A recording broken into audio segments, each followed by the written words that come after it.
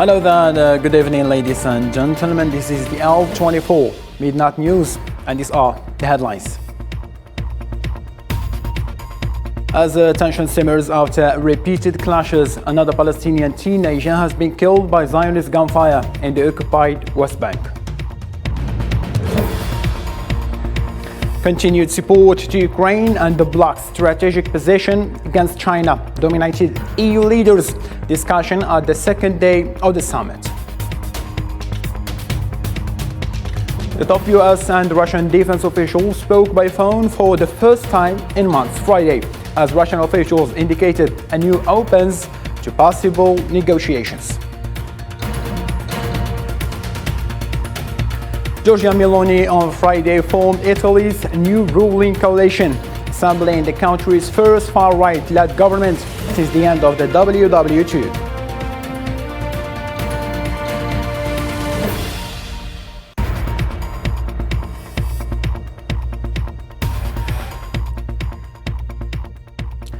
Hello there and welcome. I'm your host Abdulrahim Kasho and those were today's top stories. First, in the Middle East, Zionist forces have killed a Palestinian teenager during a military raid on the northern occupied West Bank city of Jenin.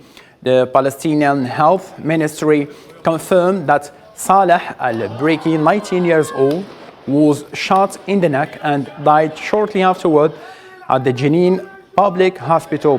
Al-Briki was pronounced dead at 1:45 a.m., less than an hour after the special forces raided the city of Jenin and its refugee camp. According to the same source, at least 3 other Palestinians were wounded by live ammunition.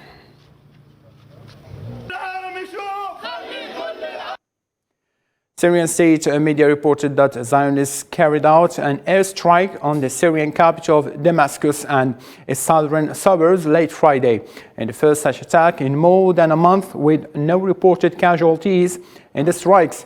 The Syrian military said that several Zionist missiles were fired toward some military position near the capital. It said that Syrian air defense shot down most of the missiles, adding that there were only material losses. Yemen's Saudi-backed government said on Friday its forces has intercepted armed drones launched against a southern oil terminal by Houthi fighters as an oil tanker was preparing to dock. A Yemen government official said Houthi drones attacked a Dabba oil terminal as the oil tanker was preparing to enter the station.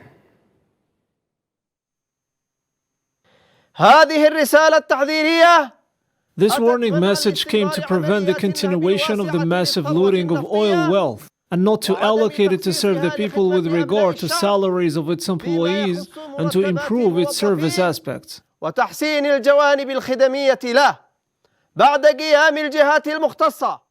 This warning message came after the competent authorities addressed this ship and informed it of the decision based on the Yemeni laws in force as well as the relevant international laws. Coming up to the African continent, Ibrahim Traoré, the young army captain who led the latest coup in Burkina Faso, became interim president on Friday, vowing to win back territory from terrorists. Traoré pledged support for transition leading to election in July 2024, and he took the oath of office in the capital Ouagadougou under the tight security.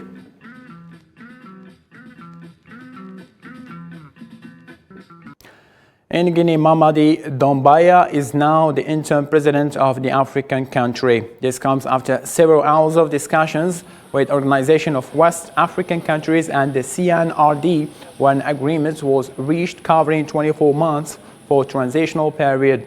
A team of ECOWAS representatives was in Guinea to discuss a more reasonable transition to elections this week. Toutes les consultations engagées à tous les niveaux. From all the consultations undertaken at all levels since the beginning of the transition, with all the components of the nation, with all Guineans wherever they are, there emerges a median proposal of a consensual duration of the transition of 39 months. De 39 mois.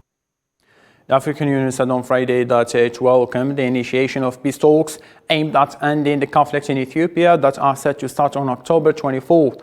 in South Africa after the Ethiopian government confirmed its commitment to participate in peace talks to end the nearly 2-year war in Tigray. Moving on to Europe, European Union leaders gathered for a 2-day summit in Brussels to discuss several issues ranging from energy crisis and the conflict in Ukraine. Although EU leaders failed to agree on a cap on gas prices, they agree on jointly purchasing gas and to further help Ukraine financially. Nabil Khazini. They have initially gathered on matters of common interest and also for matters having an impact on each of the 27 EU countries present at the summit in Brussels. The European Union attempted to speak with one united voice, but the last 11 hours of talks ended with a struggle to find practical solutions, and no decision was made on capping gas prices. However, despite the wrangling, the lengthy talks came out of an agreement consisting of a jointly purchase of gas.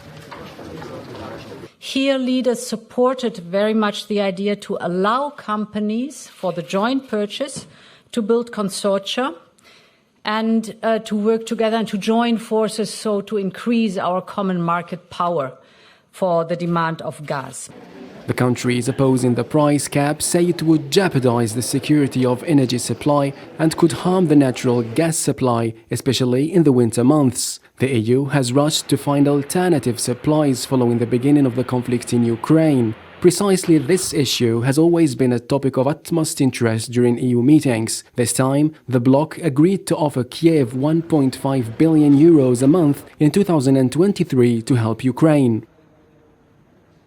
On top of that, and parallel to that, continue to supply Ukraine with all the weapons it needs, especially with the defensive weapons, with the air defense systems that they need very much right now, to continue to supply them with ammunition, to continue to supply them with finances so they can keep their government moving as well. Next week, another meeting will take place. This time, energy ministers will hold talks to further discuss the benchmarks set out by EU leaders. European Commission President said on Friday at the end of a 2-day EU summit in Brussels, the European Union is witnessing an acceleration of tensions with China. Witnessing quite an acceleration of trends and tensions. It was very clear from the Congress that we've seen that President Xi is continuing to reinforcing the very assertive and self-reliant course China has taken. And clearly, China is continuing a mission to establish its dominance in East Asia and its influence globally. And at the same time, we have been witnessing, you will recall that in February, the so-called agreement on no-limits partnership between Russia and China right before the invasion in Ukraine. So these developments will affect the EU-China relationship. Kiev has accused Russia of planning to destroy a hydroelectric dam in eastern Kherson region, where Ukrainian soldiers have been steadily advancing. Recent weeks have seen Ukrainian troops using Western weapons make convincing progress along the western bank of the Dnieper River as well. Since only the beginning of October, the fighters of the 60th won more than 30 units of Russian armored vehicles, 1,000 projectiles for tanks and 3 Hyacinth guns. All these weapons will certainly help to liberate our land. In the same line of thought, Ukrainian President Volodymyr Zelensky accused Russia on Friday of delaying the passage of 150 ships carrying grain exports under the UN deal. It is worth mentioning that Kiev has exported almost 11 million tons of grain and other foods since July, when the United Nations, or rather, signed the agreement with Russia, Ukraine, and Turkey. Since the start of the grain initiative, because of Russia, we were unable to export around 3 million tons of food. This is a yearly consumption of 10 million people. Russia is doing everything so that at least hundreds of thousands of these people will become forced migrants who will be seeking asylum in the after-mentioned Turkey or in the EU or will die of hunger. On the other side, the US and Russian defense secretaries have spoken in phone call in a rare moment of high-level contact between the two countries since the start of the conflict in Ukraine. US Defense Secretary Lloyd Austin and his Russian counterpart Sergei Shoigu spoke on Friday. Both sides said that the situation in Ukraine was discussed. It is the first time they have reported a conversation since a call on May. U.S. Secretary of State Antony Blinken said on Friday that the United States will consider every means to advance diplomacy with Russia if it sees an opening. The U.S. top diplomat added that for the moment, Moscow shows no sign of willingness to engage in what he calls meaningful talks. When it comes to diplomacy to end the war, it depends entirely on whether Russia gets to a place where it's actually interested in stopping the aggression that it started. And we have seen no evidence of that in this moment. On the contrary, we see Russia doubling and tripling down on its aggression. Giorgia Meloni on Friday formed Italy's new ruling coalition, giving the country its first right-wing-led government since the end of World War II and becoming the first woman chosen to serve as the country's premier. Hossein Burkan. The leader of the Conservative Party, Brothers of Italy, Giorgia Meloni, winner of the general elections, agreed this Friday to form a government before the head of state, Sergio Mattarella, and will be the first woman to take office in the history of the country. The oath will take place Saturday at the Coronale Palace, house of the head of state. Meloni was the candidate who received the most votes in the parliamentary elections and was proposed by the right-wing coalition that she heads, and which also includes Matteo Salvini and Silvio Berlusconi. Dunque, buongiorno a tutti.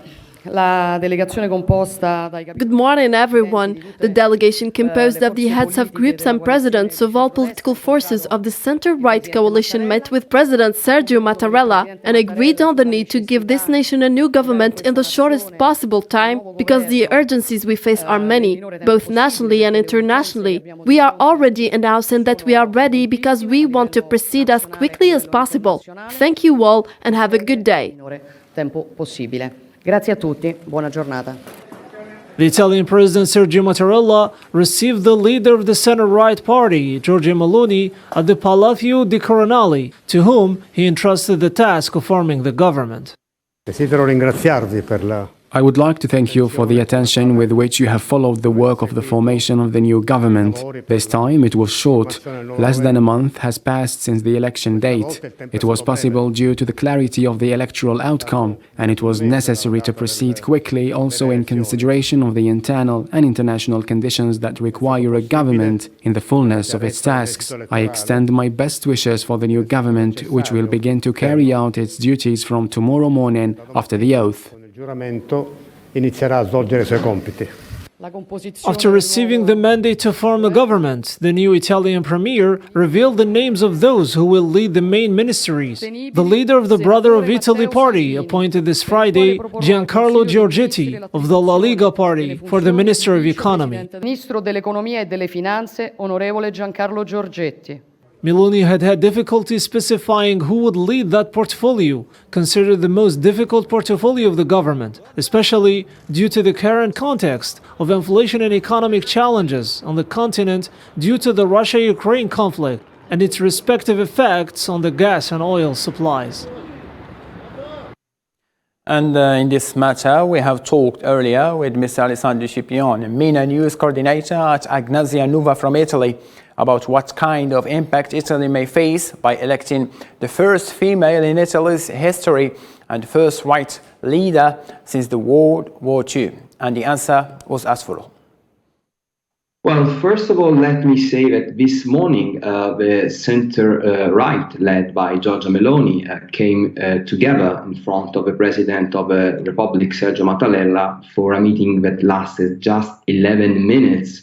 And the 18 members of a new government will swear tomorrow morning, and on the 27th of October, after having the confidence of the chambers, the Meloni government will fully assume its functions.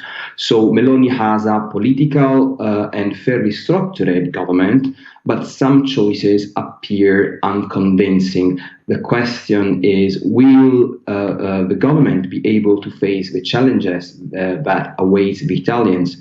As you may know, gas bills in Italy are very high, and this has a knock-on effect on inflation. So the next Italian government will sure expect Algeria to respect the commitment made during this year.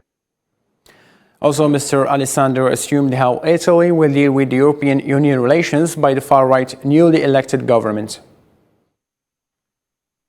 Well, at the European and international level, I have to be honest, Meloni has been clear, even if she is from a so-called far-right party, that Italy's next government will continue Italy's traditional Euro-Atlantic policy.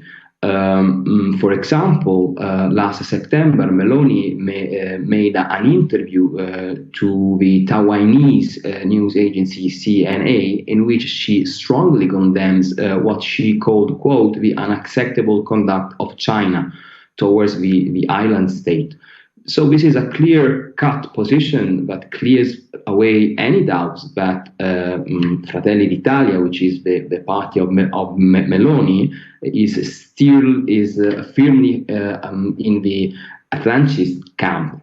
Her allies, Salvini and Berlusconi, however, certainly do not contribute to dissolving some apprehension in Europe and the United States. To the United Kingdom now, where Liz Truss's resignation triggered a contest to quickly replace her as Conservative Party leader. Former Defence Minister Penny Mordaunt became the first candidate to officially declare her bid for becoming a new Prime Minister. Other four senior ministers on Friday threw all their power behind Boris Johnson to return as British Prime Minister. For his part, the leader of the opposition Labour Party, Sir Keir Starmer, renewed calls for general elections. Look, we've got to get away from this idea that there's a sort of revolving door of chaos and that we just get the next experiment at the top of the Tory party. What matters is what happens to this country. And there's the contrast, more of this chaos or stability under a Labour government. And it's very important, I think, that everybody watching this appreciates we don't have to go on like this. We can have stability. We can have an economy that works for working people. That's why we need a general election. Give people a choice. Do you want to continue with this chaos, which is damaging the economy, or wouldn't you prefer a Labour government and the stability that will bring for our country? And from Europe to Asia, Pakistan's former Prime Minister Imran Khan will be disqualified from holding political office for 5 years, as the Election Commission of Pakistan ruled on Friday, a move likely to further inflame political tensions in the country. Elections Commission Chief Sakindra Sultan Raja stated that Khan was disqualified for being involved in corrupted practices. The Commission said its decision was based on the grounds that Khan made false statements regarding the declaration of sale of gifts sent to him by the leaders of Saudi Arabia and Dubai while in office. This case was about Tosha Khana's assets which was taken by the previous Prime Minister Imran Khan. Those were not mentioned in his returns which was shown in the Election Commission. This decision was based on those returns which were shown in the Election Commission were not shown the proper the assets were not shown in the returns of the Election Commission. On that basis, it was disqualified. Imran Khan is a political reality. No one can actually eliminate politically Imran Khan, and inshallah he will keep on playing a very pivotal role. I have asked people of Pakistan to stay united. I want people of Pakistan to come out in protest against the Election Commission and this government, and we will start inshallah a campaign, a huge public campaign. They would never have seen that kind of campaign that we will start. The UN Security Council approved sanctions on Friday, including an asset freeze, travel ban, and armed embargo on anyone who threatens the peace or stability of Haiti, imposing the measures on the Caribbean state's most powerful gang leader. The 15-member council voted totally to adopt a resolution drafted by the United States and Mexico. The draft resolution received 15 votes in favor. The draft resolution is unanimously adopted as Resolution 2653. Hundreds of Ghana fans gathered at the busy Souk Waqif marketplace in Doha, Qatar on Friday to drum up some passion ahead of the upcoming World Cup. Supporters of the Black Stars chanted and danced in support of their team and its captain Andre Ayew, who is already in Qatar playing for Assad. We just want to announce the presence of the Ghanaian team. You know, it's just like few days to the World Cup, but we are not getting the atmosphere. This is the atmosphere, so we are just trying to create awareness. We are ready, getting prepared for this World Cup. We want everybody to know Ghana is already here, and Ghana is making to the next stage, to the semi-final. And to this end, ladies and gentlemen, thank you so much for being with us. For more updates, you can follow our social media platform as well as the ALT24 official website. And for now, good night.